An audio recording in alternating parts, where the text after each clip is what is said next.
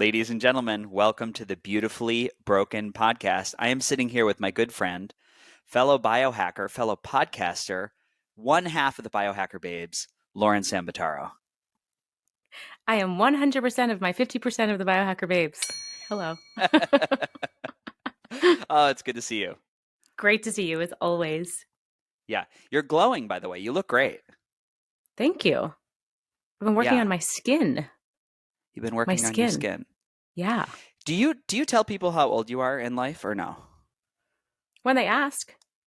Not Hmm. a lot of people Okay. ask. I still think there's a little bit of fear in asking a female, especially Yeah. around this general age category. Like, Yeah, of I don't course. know. I don't get a lot of people that ask. When they do, I'm like, I'll tell you. I'll be 39 next week. 39 next week. Thank you for sharing. I just look, I'm like, sometimes I have no idea what my friends are between you and Natalie and Kristen and Molly. I have no clue. I'm like, we're all 30s, 40s, 50s, somewhere in there. And It so doesn't everybody, matter. it doesn't matter. But it is a funny generational thing in which we don't want to jump into that, or it's considered rude to ask, how old? I always mean it as a compliment. I'm like, how old are you, by the way? You look awesome. Mm-hmm. Yeah. Yeah. I also think we ask because it's a way of comparison, because we relate by comparison, right? People want to know so that they can actually have a familiar sense and then start engaging with you. Yeah. But people are scared of that, to relate. Yeah, it is scary. And then at the end of that questioning, you could argue that it's like, oh, when am I dying? It's like mortality or like shit. And Great it's question. yeah, great question. When are you gonna die? I don't know. I don't know if it's tomorrow. The reason I had you on is oh, you go. I just wanted to share that I was watching this Netflix documentary about infinity, all these mathematicians and physicists talking about what is infinity and how life just will go on. You can never stop counting. There is absolutely no end. It's fascinating and terrifying. Scary, Mhm. terrifying. I saw that. I can't watch that documentary. That title gives me agita and chills in my whole body. You would like it though, because the mathematicians, it's beautiful how in love they are with the concept of infinity and just their work. It's really fun to watch them just Yeah. speak about what they're exploring and not knowing. Only to put a marker in the road because I want to bring us back to talking about glucose and aging and cellular health and brain health, which you're an expert in. I went and saw Indiana Jones and the Dial of Destiny last night. And the whole premise, I won't spoil it, but they talk about Archimedes and a dial that could align through math where there were rifts in time that would allow for time travel. And it was really fascinating. But it was, again, like you're saying, it was like very rooted in math. The guy's like, it's not science, it's math, and math works. It's fascinating. There is a lot of ways we could relate to that, but I don't know. I think too hard and it's beyond my comprehension. Yeah. So what I asked you very candidly to come on the podcast. And I said, what is coming up for? What do you feel so passionate about right now in a container of health and wellness? What's really driving you and keeping you very curious? And you told me glucose, Freddie. Glucose has got me curious. So why Mm. glucose, Lauren? For so many reasons, but that's what I'm essentially spending my days and nights and weekends looking at, thinking about, talking to people about. Most of my clientele comes to me because they are curious about continuous glucose monitoring. So a lot of people are kind of turned on to the fact that diabetes, it doesn't exist in a silo. It exists on a spectrum. Our glucose functioning, our metabolic health, you could be metabolic syndrome one end of the spectrum, but we don't become diabetic tomorrow, right? It's not a light switch. It's not one day off, the next day on. So people are getting turned on to this idea that the spectrum is really important. That's really what prevention medicine is. And so it's interesting why people come into glucose. Some of it is just biohackers. They're like, this is the next tool. I have to, check it off the list, figure it out, explore it for myself, which is awesome. Some people are coming into it because they have a family history of diabetes. Some people want weight loss. And then I think there's kind of this unexplored option that people are starting to look at more and more is how can we just use this tool as a window into our physiology for a multitude of root causes, factors, diseases, experiences that we're having in life. Really, like, there are so many things under that umbrella: mental health, neurodegeneration, depression, anxiety. How do we adapt to toxins in the environment. So toxic exposures, chemicals, molds, mycotoxins, the air we breathe, the water we drink, right? That's a very long list that your listeners are familiar with. Yeah. Inflammation at large, also emotions, trauma, isolation, social isolation. This all comes up in the context of glucose because glucose is a way that our cells are responding and adapting to the environment. So to circle back, the CGM actually is a window into how are you handling your stress, whether it Yeah. be mental, physical, emotional. How are you handling these toxins that are pervasive in our environment and getting worse and worse every year? Not to scare people. I'm not here to be an alarmist, but we have a lot of opportunities here. Yeah. Can I ask you, just for a bird's eye view, what is like a level 1 and level 2 of glucose mismanagement look like? When people say I'm insulin sensitive or I am type 2 diabetes, type 1, can you give a little bird's eye explainer so we can put those in separate categories? On paper, it would look like going to your physician for your annual lab work, hopefully biannual. You want to get it every 6 months because our physiology is always changing. We could have markers in the pre or diabetic range. So looking at HbA1c, which is an average marker of glucose, 3 to 4 months average. You could look at fasting glucose, which I want to say is not super valuable because you're going into a doctor's office getting blood drawn. We have a lot of white coat syndrome where cortisol rises. It's not your normal environment. People may be fasting longer or less than the time that they normally do. We can measure insulin, which is the hormone that is responsible for this whole reaction in the body. And then we can look at all the metabolic markers. So from a numeric perspective or diagnostic perspective, we can put people into categories based on numbers. The other bird's eye view is how are you feeling? And this is the part that people don't really know. Diabetics don't necessarily feel that they're heading towards diabetes. And a lot of my clients come to me, and when they're having these glucose excursions, and we could talk about what is optimal, what is ideal. I don't know that we have a lot of long-term research on what it should look like in a healthy individual, but we have some ideas just based off of the evidence and research that we do have. But I find that's a huge missing piece. Not everyone feels when they're either hyper or hypoglycemic. So traditionally, we're really going off of labs and numbers to be diagnosed or put into a category or to say, hey, you really need to start paying attention to this. So bird's eye view is we use numbers on labs, and the CGM also gives us numerical feedback. And the big missing opportunity is then using it as a tool like we do with any of our data wearables. What does this number mean subjectively? How do I feel when the objective data says this?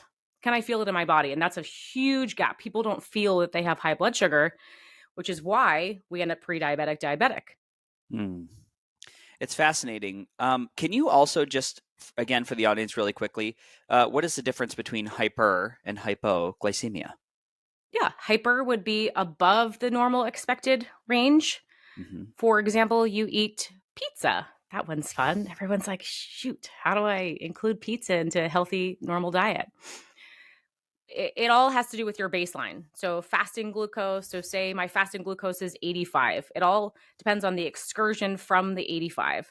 So say I'm at 85, I eat some pizza and I spike to 185. That would be hyperglycemia. That is beyond the normal expected range for a healthy glucose response. Of course, it's more nuanced than that because it depends how long are you staying up there, how quickly do you Right. come back down. Do you then go lower than your baseline and rebound? And that's when we start to feel fatigue, brain fog, digestive upset, all kinds of things, irritability, depression, anxiety. Hypoglycemia would be below your normal expected baseline. And we could have reactive hypoglycemia to foods. So, particular foods, if you're not eating the right macronutrient composition, protein, fat, carbohydrates, could also be a factor of things in your environment, water, air, dehydration. That list goes on. And then there's just standard hypoglycemia where you just tend to run a little bit lower. You could think of this as like your low energy people, like low cellular energy, vibrating at a very just kind of low frequency. Sometimes Mm. also shows up as hypo, so under. Hypo would be low, hyper would be high. Amazing. I I always just like to clarify that because sometimes I'll be listening to a podcast and we'll go over a term and there's an assumption made. Everybody knows what we're talking Totally. about, and it's a good re-education for me. When I had my N=1 experiment with a CGM, it was really uneventful, which my doctor said, "Hey, I want you to my nurse practitioner, Caleb. He said, "Hey, I want you to put this on for 2 months and just see because I don't know." And my thought is your hormones are in balance, you're gaining muscle, you're sleeping good. I'm I'm assuming that this is going to be pretty uneventful for you. You don't have resistance to weight loss. He's like, everything seems to be working quite well. Your labs look really they're on the uptrend. So I would imagine, but he wanted to look at those things with the history of Lyme and the history of all my mold exposures. If there was a possibility I wasn't regulating glucose well. So when someone wears a CGM, and I wanted to wear one because I saw influencers wearing it. I was like, "Oh, that looks cool." It's Yep. like the badge of honor. You're like, "Look what I'm doing to bring awareness to my health." I'm in the club. Yeah. I mean, it's fun, but if I'm not giving pictures of it every day showing you, "Look, always watching, always monitoring," is it really that cool? So, I notice people do wear them a lot. And my question to you is as someone who's studying this, what is the case to be made for wearing it all the time? Would you eventually get enough data where you sort of know how your body is responding? Really great question. Again, it kind of depends on the goals, the personality, the lifestyle. My goal as a practitioner is to get my clients to get the most out of their data in a small amount of time. I want efficiency. Some people will wear it ongoing because they really like the accountability. They say, hey, my behaviors are better. I show up better. I make better choices when I have this accountability on my arm, right? It's like a little birdie, it's a little doctor saying, maybe I shouldn't do that. Maybe I should do something a little bit different, right? And so there are people that make micro changes based on just having it ongoing. For me, I don't want to be attached to wearables and technology for the rest of my life. And it's really important to me to train my intuition to be able to pick up on those signals and cues from my body and not from a device. We have a lot of blind spots and we're not really cued in and conditioned to feel those things and to know these numbers. That's why we wear Oura Ring, Whoop, BioStrap, get neurofeedback. So again, there's a lot of reasons why people come into it, but my number one goal with clients is, can we get the most out of this and move on?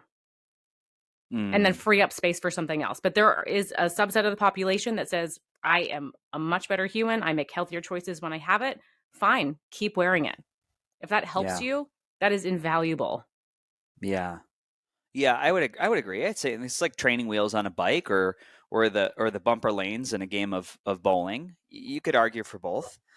Sure. And yeah, and it's really about your lived experience and your levels of joy and you knowing yourself. For Hmm. me, let me give you two examples. I tend to my joints, muscles, and tendons, I feel so good when I do like a keto split. When I do 5 days of like being in measurable ketosis and then doing a refeed 1 or 2 days, one fasting day a week, it's like I'm a different body. I mean, I can just kind of jump right up and do stuff with just like, God, the tendons all glide. Everything feels so good. I would assume that's related in some part how I'm managing glucose, just because there is how it's intertwined with inflammation. The other thing that I can tell you is that my brain, like if as of late, I've been doing, I think it's, I wish I could see the box. It's like keto for aid, keto aid. Do you know what I'm talking? It's like key The for aid. ketones? Yeah, Hmm. it's a little bottle, but I'll do like a shot of that. It tastes like acid batteries. That's the best thing I could say. It's not dessert. Ketones are It's not not dessert, dessert. kids. Yeah. No, but I mean, I think it rivals any smart drug that I've done.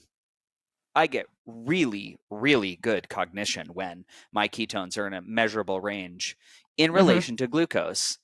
So I just wonder, again, through my education, so I have this lived experience with trending away from glucose, leaning into carbs, and leaning away from carbs, leaning into the ketones. Um, I'll tell you the other thing is if I have like a couple bad days of like travel and I just can't find good food, and you're like, okay, the cleanest thing, it's like, I don't know if you've ever done this, like, even though it's relatively clean, like Chipotle uses seed oils, Yep. right? You get the white Compromise. rice 3 days in a row. Maybe you get a side of chip, and you just feel um, suboptimal. Hmm. So that's been my experience, like playing around with uh, better understanding my body as its own internal compass to make decisions about food. And I think right now I'm like, well, I'm good. I know right now. Now the things I haven't played around with are like, what are the implications to more? I've been moving more. Like every single day I've been starting walking with sunrise. I'm 5 days in a row. I'm starting to do things. I'm going to do a 40 sessions of HBOT in a hard shell chamber. Like now I'm like, oh, I should probably put back on a monitor just to see if some of these new variables are going to make a change. Yeah, as you said, your lived experience is the most valuable, and that's where it's interesting when clients come and they say, "Tell me what to eat." I'm like, let's look at your glucose so we have some information to work off of, and then you need to tell me how you feel. You're very tapped into how you feel. I would say that's not the norm. Most people, you ask them how do they feel in their body, and they go, "Oh, no one's ever asked me that. I don't know. I've never given it the time and the space to think about it." Mm-hmm. But yes, there will always be more experiments. I don't think the experiments will ever run out. They are infinite. The way we started this conversation, they could go on forever. So I think if it creates a dialogue where you and your body can have a conversation to decipher the variables and the feelings and the data, then yes, you should put it on again. It also it exists on this checklist of metabolic health where sometimes it's not the only thing. And I think if you're curious about it, you should put one on so that either opportunities are revealed or you go, oh, I'm okay. And then you have the confidence to go, I know that my insulin is functioning well. I have metabolic health. Maybe I need to look somewhere else. I think we get really kind of fixated on one particular thing because people are doing it, right? People are wearing the CGM. It's trendy. This has to be the solution to all of my problems. Sometimes it is. And then some people have the experience that you had. My dad put it on. No glucose issues. Okay, we move on. What else can we look at? What else are we not addressing? What are we missing? Yeah. But there will always, to circle back, there will always be another opportunity to test, right? Yeah. There's always going to be more. Yeah, leading question for you. How many people do you think you've worked with specifically guiding them through the lens of glucose? Almost 300 in the past. Almost 300. 2 years. Yeah. That's amazing. So again, what I'm really finding is I am so in love with, we're going to take the name influencer, we're going to set it to the side. You influence people's health because you're putting yourself out there, but I don't like the name. What I'm really in love with are people who are so passionate about wellness, sharing their lived experience and their story, but they have a foot in clinical practice. And what I've found is it's having people in your presence, having hands-on bodies where the rubber meets the road. The outliers keep you very humble because we don't start to we can listen to enough, and I find this a lot in our space. People listen to enough people, they drink the Kool-Aid and they're like, oh, well, blah, blah, blah said this is all I need to do. And I'm like, I don't see it always working out that way. So with your clinical experience, which I'm just celebrating you for, taking a moment to celebrate that, which one of these factors would you assume has the biggest impact on your CGM? Sleep, stress perception, food and nutrition? I would put food and nutrition. Is that the last one? Is it ABC? I think it's ABC, yeah. Was there a 4 that you would put in there? Again, the list is endless. I would probably, for the sake of the conversation, add movement, exercise in there. Oh my God, stimulating so muscle. Important. What a blind spot. I am going to put food and nutrition at the bottom of the list, which surprises a lot of people. And that's what I think, just because of the historical context and connection with glucose and metabolic health, we think food. We think food is the only problem. But if we go around the holistic wheel, stress perception is huge. I'm so glad that you brought that one up. And I would probably put stress perception against sleep. I think that would be those would be some pretty strong contenders. Probably have to argue that if we're getting good quality sleep, we're going to be more resilient and potentially have more positive thoughts in reaction to our stress, and we could start to more positively engage with it. But I don't know. Those are two top contenders. Movement is really important. It's really hard to put these on a priority list because they all are interwoven. right? Interconnected. There's never one root cause. I think this is like kind of a big thing in the industry. Everyone's root cause. Its root cause is multifactorial. Everything is connected, like beyond our scope of understanding. Things are so connected. Yeah. We need muscle for good glucose control. In fact, it's like the preferred storage site in the body. If we have excess glucose in the bloodstream, it has to go in one of three places: muscle, liver, fat cells. Liver has minimal storage space. We'll say it runs out quickly. We can think of Manhattan mini storage, right? We're not going to get a big storage space compared to other places in the country. Muscle, also a little bit limited, but it depends on the context of your engagement in exercise. We can keep building muscle and create more capacity for glucose. The last one is fat. Fat is unlimited. And it's a little bit of a survival, not a little bit, it's a lot of a survival response. We have fat storage to protect our bodies from excess glucose in the bloodstream, to get us through periods of famine, which we don't have because we have food 24/7, but our evolution has created this survival mechanism that we can store fat in case of. But preferred storage site is muscle. But if we're not getting good sleep, we're not going to have good muscle protein synthesis. So it goes very high up on the chain, but I probably would argue that sleep above all else. But then there's also stress response to poor sleep. A lot of us think, oh, I'm not getting good sleep. And that's why you wear a wearable, because we get blind spots. Either you think you're getting terrible sleep and then you look at your wearables and go, oh, maybe it's better than I think. And then we start to have a more positive dialogue. Yeah. Could be the opposite. Yeah. So again, stress perception is super, super important. And I see that with glucose a lot. A really common one is, I'm not going to wear my CGM on vacation because I want to be bad, or there's no possible way that my glucose is going to behave. When we go on vacation, we tend to be outdoors more, sunshine, better circadian rhythm, or in nature, more negative ions. The whole stress response gets down-regulated. Our nervous system is much happier on vacation, right? It's not because we're not working and we're drinking more. Yeah. It's because most of us are outside. We have less stress. And the glucose actually behaves so much better because our nervous system feels better. Yeah. And so that's just one example. Like stress, perceived stress may not be what you think. So we have to be in constant dialogue with this idea of stress, because your perception of stress could be way worse than actual stress. And we know that's a huge bucket: physical stress, chemical stress, emotional stress, mental stress. It's a big bucket. Yeah. What is your relationship to it? Because you're also a check movement specialist, and I will read a mini bio before we drop into the podcast with the listeners. What do you think about structural integrity or structural implications, whether that's scar tissue or limited mobility in the fascia, joint mobility? Where do you think that falls into the body's ability to regulate glucose? Glucose and inflammation are buddies, big time buddies. Yeah, they regulate each other. And I think if there's any peripheral inflammation, that needs to be addressed, because peripheral inflammation very quickly crosses the blood-brain barrier. It can become neuroinflammation. Yeah. Glucose can create neuroinflammation. So anything that's going to trigger a stress response, it's going to trigger an inflammatory cascade. And then, of course, we come back to this root causes, right? Gut-brain axis. We're going to have to look at the gut. We're going to have to look at the brain. We're going to have to look at your perception of stress. We're going to have to look at your sleep. The checklist ends up being kind of long because it is so pervasive. Yeah. Yeah. So if there's injury,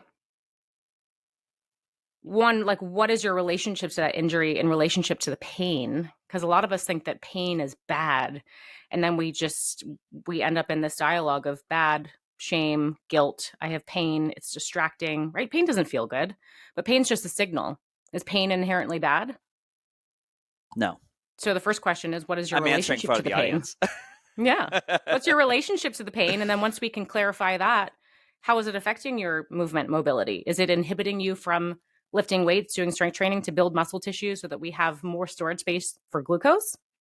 Yeah. Is it creating inflammation, crossing the blood-brain barrier, affecting your immune system? Because if we have peripheral and inflammation in the brain, it's going to activate our immune system. When our immune system is activated, it trickles down to the neurotransmitters.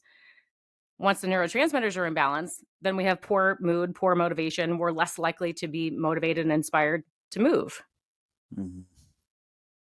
So we have to figure out what is our relationship to it and how much is it hindering our goals? How much is it hindering this holistic wheel of the things we kind of have to, we got to go through the checklist and make sure that we're hitting? Movement is essential. Sunshine is essential.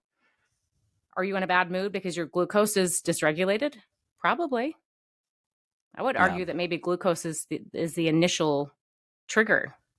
Triggers an inflammatory response, triggers the immune system, triggers the neurotransmitters, and we're like in a shitty mood, Yeah. like not being nice to our friends. Yeah, it's certainly wild to think about. You know what just in this conversation, what comes up for me is if I were to put, just like on my Tesla, I don't own a Tesla, but if I were to have a Tesla, I would have dials on the dash in which I'd want to know oil pressure, gas, mileage, you know, engine temperature, all those things. I think on the human dashboard, you really want to understand through different periods of your life and different ages where your glucose is riding.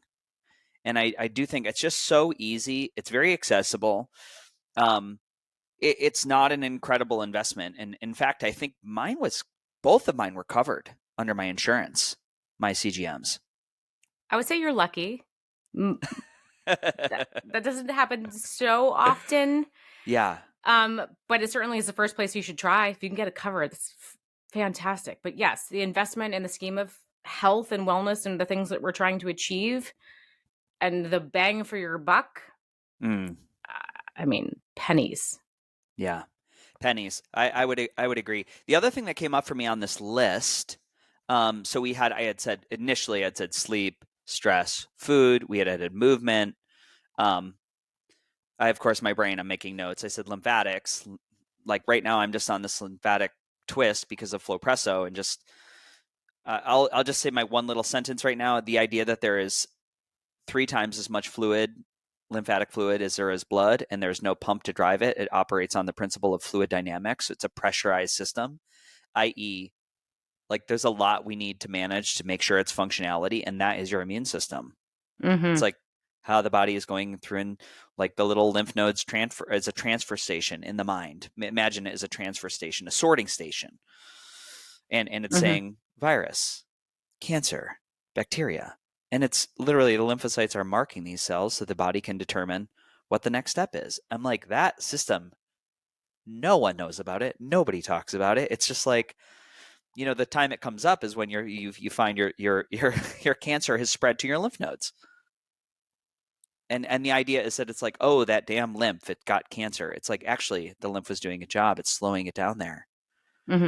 It's really fascinating. So I would be really interested to explore, and I just don't know.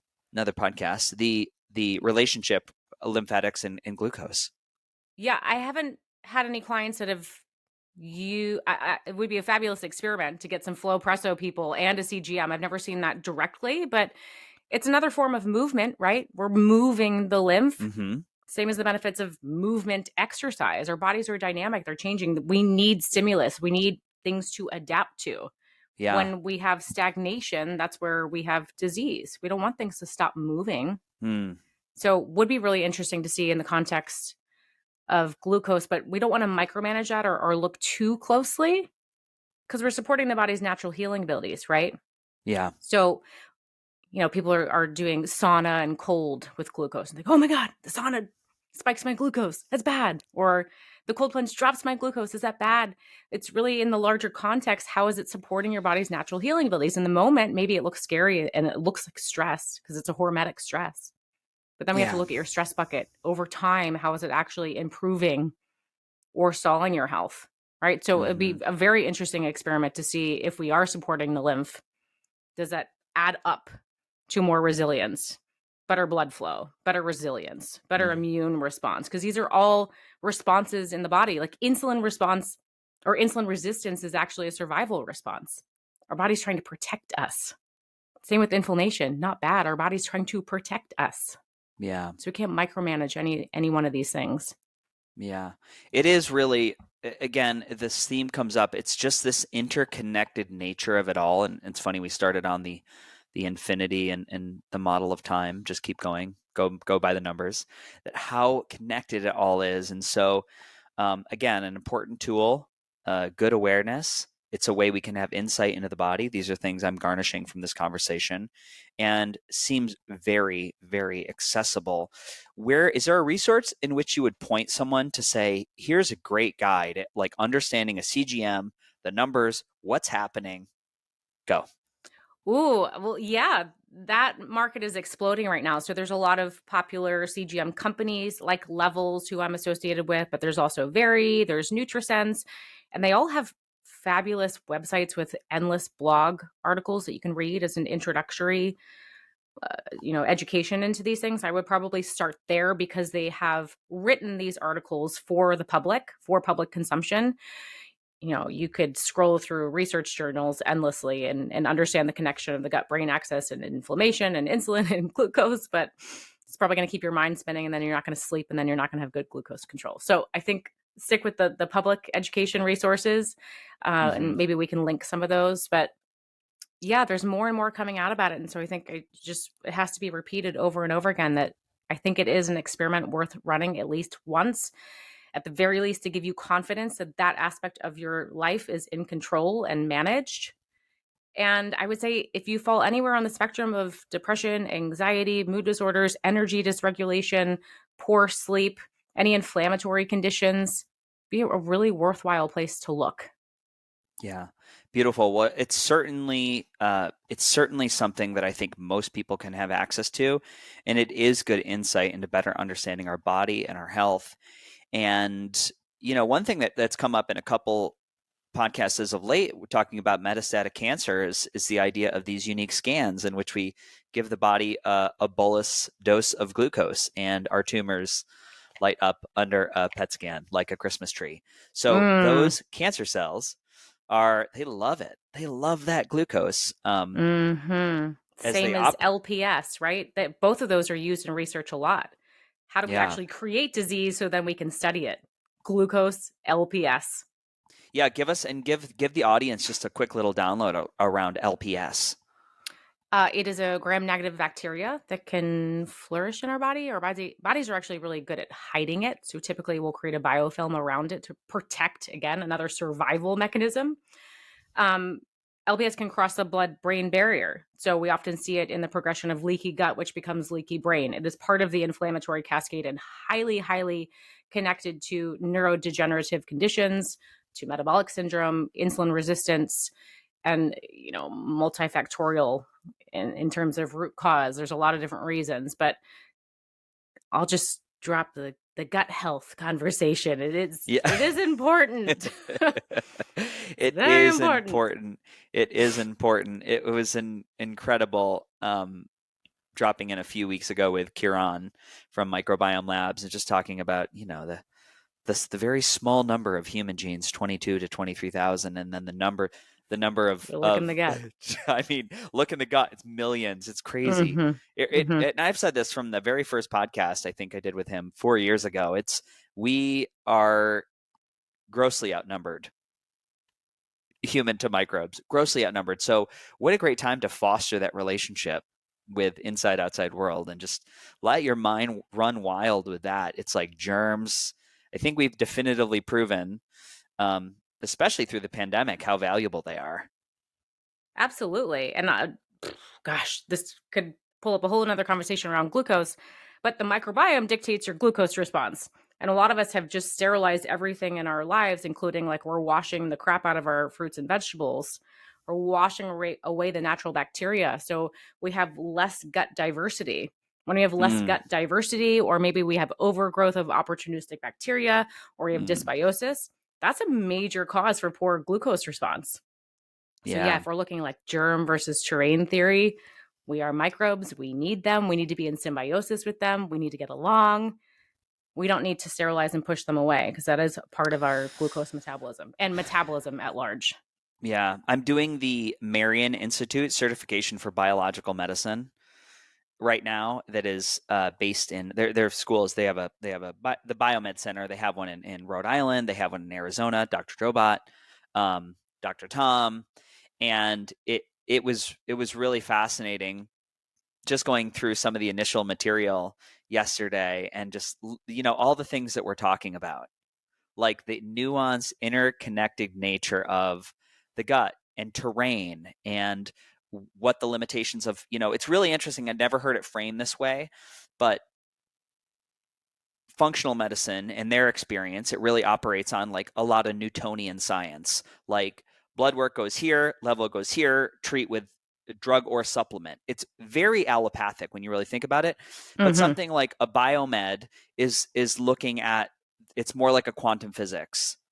And that's where they bring in like, the environment, the homeopathics.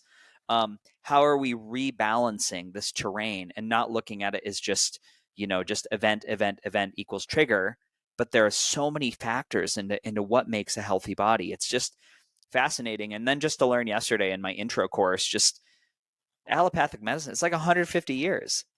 When we look at like things that have like grossly distorted, not, and that's a poor term, grossly distorted, incredibly amplified longevity. Some of these practices go back 5,000 years to the Egyptian civilization. So some of the essential oils and the remedies that they were using were just wild. And so they've got quite a track record.